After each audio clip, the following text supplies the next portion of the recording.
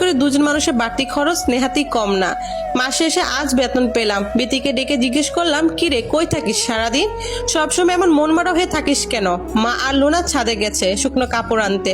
আমি বাজারে যাব, কিছু লাগবে তোদের? লাগলে বল, মা আর তোর ভাবি জানতে পারবে না। বোনটার মুখের দিকে তাকানো যাচ্ছে না, চেহারার কি হাল হয়েছে। চিন্তায় রাতের পর রাত না ঘুমিয়ে চোখ দুটো কঠোরভাবে ভিতরে ঢুকে গেছে।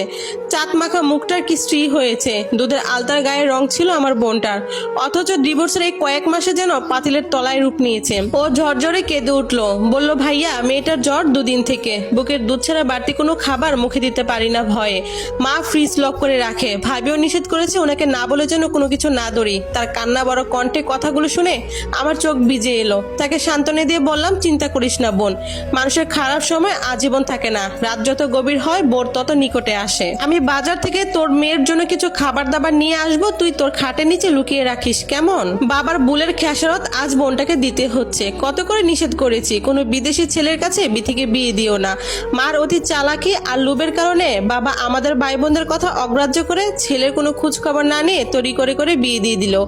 বিয়ের কিছুদিন পর জানতে পারি ছেলের কোনো লেখাপড়া নেই, তার উপর নেশা করে। সৌদি থেকে দেশে এসে কয়েকদিন রমরমা চললেও এখন দাঁড় কার্য করে নেশা করে। বিথি কিছু বললে গায়ে হাত তোলে, বিথিকে অকট্য ভাষায় গালিগালাজ করে। টাকার বিনিময়ে বাজে বন্ধুদের বাড়িতে এনে বিথিকে বলে তাদের মনোরঞ্জন করে খুশি করতে। বিথি রাজি না হওয়াতে তাকে মারপিট করে ডিভোর্স দিয়ে বাড়ি থেকে তাড়িয়ে দেয়। গত মাসে একটা বড় কোম্পানিতে ইন্টারভিউ দিয়েছিলাম, আজ HR থেকে ফোন করে কনফার্ম করলো আগামী মাসে জয়েনিং, স্যালারির বর্তমানের দ্বিগুণ। আমার কেন জানি মনে হচ্ছে প্রায় দ্বিগুণ স্যালারির জবটা বিথি আর তার মেয়ের জন্যই হয়েছে।